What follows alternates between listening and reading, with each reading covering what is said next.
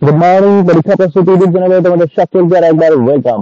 WPSI এবং KPSI যারা মেনের জন্য প্রিপারেশন নিচ্ছ, এর আগে বলেছি যে পরীক্ষা প্রস্তুতিতে অলরেডি তো সেকেন্ড ব্যাচ ক্লাস স্টার্ট হয়ে গেছে 10 তারিখ থেকে, কিন্তু যারা পিএমটি পিইটির পরে বা প্রিলি রেজাল্টের পরে যারা অ্যাডমিশন হয়েছে বা পিএমটি পিইটির পরে যারা অ্যাডমিশন নিচ্ছ, যাদের ক্ষেত্রে বুঝতে অসুবিধা হবে তাদেরকে এক্সট্রা ক্লাস দিয়ে ওই ব্যাচের সঙ্গে জয়েন করে নেওয়া হবে। তো যারা 26 তারিখ পর্যন্ত মনে হয় লাস্ট চলবে, যারা যারা এতদিনে কোয়ালিফাই করেছে বা আজ আজ বা আগামীকালের মধ্যে জয়েন করবে, আগামীকালের মধ্যে অ্যাডমিশন নিয়ে নিতে পারো 7797942747 এই নম্বরে হোয়াটসঅ্যাপে কন্ট্যাক্ট করে।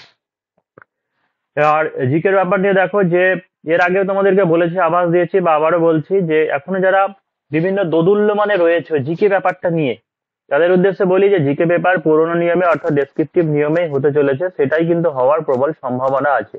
দেখো যে যদি না প্র্যাকটিস করো দিয়ে যদি চলে আসে তাহলে কিন্তু লিখতে পারবে না। আর অনলাইনের যদি ওরকম আসে, প্রিলিতে যা পড়েছে ওতেই কাজ দেওয়া হয়ে যাবে, বা ডেসক্রিপটিভ ওয়েতে যেটা পড়ছো সেখান থেকেও আশা করি পেরে যাবে। তবে সম্ভাবনা এটাই যে ডেসক্রিপটিভ প্যাটার্নই ডেসক্রিপটিভ মানেরই হবে, ডেপুটেশনের মারফত বা বিভিন্ন সূত্র থেকে সেটাই কনফার্মেশন জানানো হয়েছে। তো দেখো যে আজকে একটা ভূগোল পেপার নিয়ে, ভূগোল সাবজেক্টটা নিয়ে আমি আলোচনা করছি এবং কেমন কি প্রশ্ন আসতে পারে, সেই সঙ্গে ডেমো কিছু আনসার যে এইভাবে লিখতে হবে সেই ব্যাপারটা আলোচনা করব। জিকে পেপার সাধারণত ডেসক্রিপটিভ থাকলে 7খানা প্রশ্ন থাকে, যে কোনো 5টা করতে হয়, 10 নম্বর করে থাকে, 5 10 50। প্যাটার্নটা এরকম হতে পারে, ফুল একটা 10 মার্কসের আসতে পারে, বা হতে পারে 5+5 হতে পারে, বা 2.5 নম্বর করে 4টে পয়েন্ট হতে পারে, বা 4+3+3, এই বিভিন্ন প্যাটার্নে হতে পারে। তো ভূগোল একটা জিনিস যে প্রিভিয়াস ইয়ারে যদি ফলো করি বিভিন্ন জায়গা থেকে, তো প্রতিবারই দেখা গেছে হিস্ট্রি থেকে একটা, জিওগ্রাফি থেকে একটা, তারপর হচ্ছে এনভায়রনমেন্টাল স্টাডিজ থেকে একটা, এবং হচ্ছে ইন্ডিয়ান পলিটি সংবিধান থেকে একটা, এই 4টে সাবজেক্ট থেকে একটা করে আছে, এবং বায়োলজি পোর্শন থেকে একটা আছে 5টা। বাকি যে দুটো প্রশ্ন সেটা হয় কারেন্ট টপিকের উপরে হতে পারে বা মিসলেনিয়াস কোনো টপিকের উপরে হতে পারে।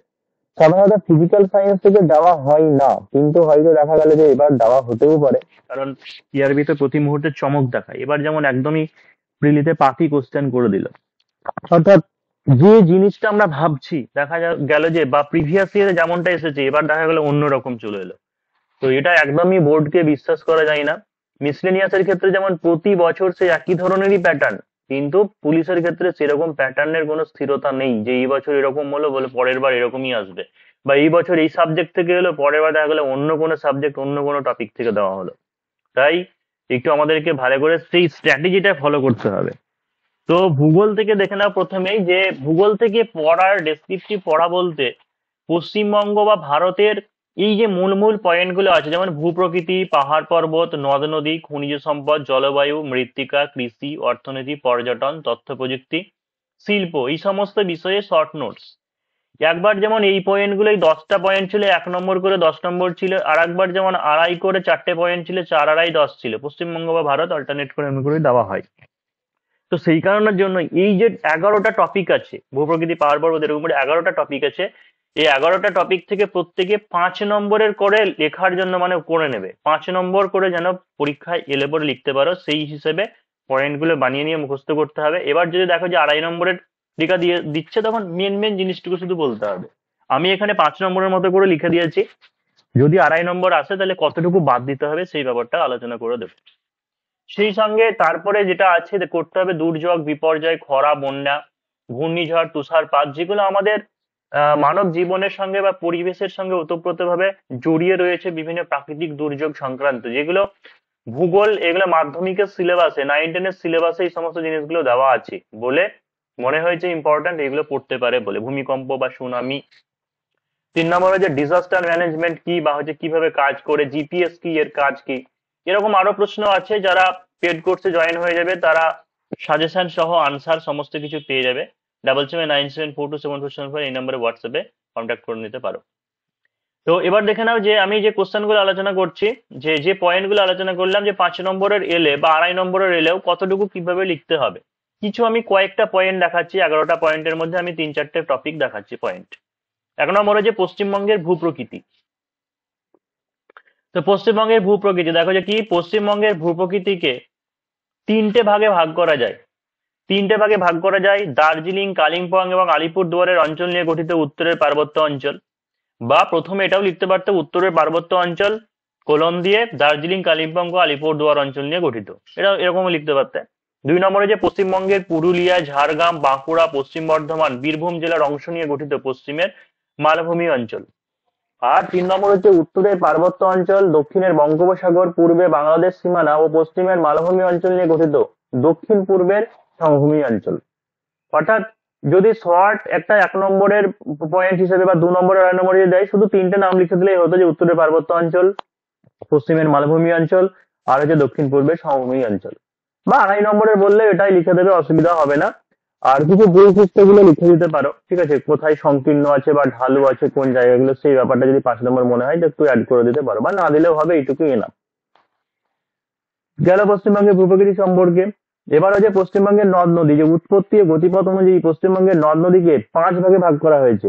1 নম্বর হচ্ছে গঙ্গা, ভাগীরথী, হুগলি, ভারতের সর্বপ্রধান দীর্ঘতম নদী। এগুলা বিভিন্ন বইয়ে বিভিন্ন ভাবে থাকতে পারে বা তুমি বিভিন্ন ভাবে লিখতে পারো, কিন্তু আমার মনে হয়েছে এইভাবে লিখলে পরে বেশি ভালো হয়। যে উৎপত্তি ও গতিপথ অনুসারে 5 ভাগে ভাগ করা হয়েছে। 1 নম্বর গঙ্গা, ভাগীরথী, হুগলি, যেটা ভারতের সর্বপ্রধান বা দীর্ঘতম নদী। পার্বত্য অঞ্চলের নদী যেমন হচ্ছে তিস্তা, মহানন্দা, জলঢাকা, তোরসা। মালভূমি অঞ্চলের নদী সুবর্ণরেখা, দামোদর। পূর্বাঞ্চলের নদী ভৈরব, মাথাভাঙা, জলঙ্গি। সুন্দরবনের নদী গোসাবা, তিয়ালা, মাতলা। জলের উৎসের ভিত্তিতে বলতে পারো বরফ গলা জলে পুষ্ট নদী, নিত্যবহ অর্থাৎ সারা বছর জল থাকে, যেমন হচ্ছে তিস্তা, তোরসা, জলঢাকা। আর বৃষ্টির জলে পুষ্ট অনিত্যবহ নদী অজয়, দামোদর, ময়ূরাক্ষী। হলো পশ্চিমবঙ্গের জলবায়ু নিয়ে আলোচনা করছি। পশ্চিমবঙ্গের জলবায়ু 5 নম্বরে লেখার মতো।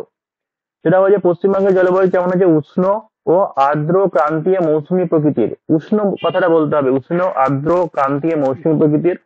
সারা বছর রাজ্যে উষ্ণতা, বৃষ্টিপাত ও আর্দ্রতা তারতম্যের জন্য ঋতু পরিবর্তন লক্ষ্য করা যায়। গ্রীষ্মকালীন ও শীতকালীন তাপমাত্রা যথাক্রমে 26 ডিগ্রি সেন্টিগ্রেড থেকে 43 ডিগ্রি সেন্টিগ্রেড এবং 10 ডিগ্রি সেন্টিগ্রেড থেকে 19 ডিগ্রি সেন্টিগ্রেড। যদি দেখো যে শুধু 2.5 নম্বরের পয়েন্ট হিসেবে থাকছে, তাহলে এত মানে শুধু এই পয়েন্টটুকু বললেই হবে যে কেমন প্রকৃতির পশ্চিমবঙ্গের জলবায়ু, আর্দ্র, উষ্ণ, আর্দ্রক্রান্তি প্রকৃতির, গ্রীষ্মকালীন এবং শীতকালীন টেম্পারেচার, এবং সেই সঙ্গে হচ্ছে কত বৃষ্টিপাত হয়, অ্যাভারেজ বা গড় বৃষ্টিপাত, সেটুকু বলে দিলেই হবে। কিন্তু 5 নম্বর হলে এতটুকু বলতে হবে যে গ্রীষ্মকালীন তো হলো 26 ডিগ্রি থেকে 43 ডিগ্রি, শীতকালীন হলো 10 ডিগ্রি থেকে 19 ডিগ্রি। উত্তরবঙ্গে সর্বাধিক বৃষ্টিপাত হয় 200 থেকে 400 সেমি প্রতি বছর। উপকূলীয় অঞ্চলে প্রায় 200 সেমি এবং গঙ্গা সমভূমি ও রাজ্যের কেন্দ্রীয় অঞ্চলে 150 থেকে 200 সেমি বৃষ্টিপাত হয়।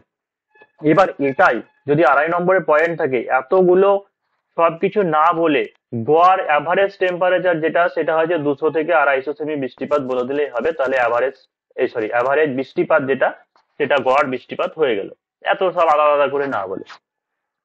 পশ্চিমবঙ্গের মধ্য দিয়ে কর্কট ক্রান্তি রেখা যাওয়ায় উষ্ণ আবহাওয়ার সৃষ্টি হয় এবং মৌসুমী বায়ুর প্রভাবে রাজ্যে প্রায় 90% বৃষ্টিপাত হয়। এনাফ, এইটুকু লিখলে পরে তুমি 5-এ 5 ফুল মার্কস পাবে, গ্যারেন্টি দিচ্ছি। নেক্সট হচ্ছে জিপিএস কি, জিপিএস এর কাজ কি। এই কোশ্চেন গুলো যেমন এক একটা কোশ্চেনে 10 নম্বরও হয়তো দিয়ে দিতে পারে, ঠিক আছে, 10 নম্বর দিয়ে দিতে পারে, 2+8 এরকম থাকতে পারে। তো দেখো যে জিপিএস হচ্ছে গ্লোবাল পজিশনিং সিস্টেম, মহাকাশে প্রেরিত ঘূর্ণায়মান কৃত্রিম উপগ্রহের সাহায্যে, অর্থাৎ গ্লোবাল পজিশনিং সিস্টেম পুরো নামটা, যেটা হলো যে মহাকাশে প্রেরিত ঘূর্ণায়মান কৃত্রিম উপগ্রহের সাহায্যে ভূপৃষ্ঠের উপর বা কাছে যে কোনো স্থানের অবস্থান নির্ণয়, উচ্চতা, সময় নির্ণয়ের সহজ ও সরল অত্যাধুনিক পদ্ধতি। অর্থাৎ কৃত্রিম উপগ্রহ পাঠানো হচ্ছে, সেই কৃত্রিম উপগ্রহকে পাঠিয়ে উপগ্রহের সাহায্যে কোনো ভূপৃষ্ঠের যে বা কাছের কোনো একটা অবস্থান নির্ণয় বা উচ্চতা নির্ণয় বা অক্ষাংশ, দ্রাঘিমাংশ নির্ণয় বা সময় নির্ণয়ের যে সহজ সরল অত্যাধুনিক পদ্ধতি, সেটাকেই বলা হয়েছে জিপিএস। কাজ কি, যে জিপিএস এর সাহায্যে যে কোনো স্থানের নির্ভুল অক্ষাংশ, দ্রাঘিমাংশ নির্ণয় করা হয়, উচ্চতা নির্ণয় করা যায়, মোবাইলের সঠিক ও অতি সূক্ষ্ম স্থানীয় সময় অবস্থান নির্ণয় করা যায়, প্রাকৃতিক দুর্যোগের সময় এলাকা চিহ্নিত করে দ্রুত পরিদর্শন ও ত্রাণ কার্যে সাহায্য করা যায়, ভূপৃষ্ঠ থেকে 27 কিমি পর্যন্ত বায়ুস্তরের চাপ, উষ্ণতা, ঝড়ের গতি ইত্যাদি ও দিক নির্ণয় করা হয়। প্রতিরক্ষা বিভাগে জাহাজ, প্লেন, কামান, বন্দুক ইত্যাদি থেকে গুলি নিক্ষেপ করার সময় নিশানা করতে জিপিএস প্রযুক্তি ব্যবহার করা হয়। এই হচ্ছে নোটস বা পয়েন্টস, এইভাবে তোমাদেরকে লিখতে হবে। আমি কিছু ডেমো দেখালাম, যারা পরীক্ষা প্রস্তুতি জয়েন করে যাবে কোর্সে, পেড কোর্সে, তোমরা সমস্ত কিছু পেয়ে যাবে, সাজেশন সহ। শুধু ভূগোল বলে নয়, অল সাবজেক্ট জিকে যা আছে, জিকে, ম্যাথ, রিজনিং, বাংলা, ইংরেজি, রিপোর্ট, প্রেসি, ট্রান্সলেশন সবকিছু। তো 7797427474 এই নম্বরে হোয়াটসঅ্যাপে কন্ট্যাক্ট করে নিতে পারো যারা কেপিএসআই ডাব্লিউপিএসআই কোর্সে যুক্ত হতে চাইছো।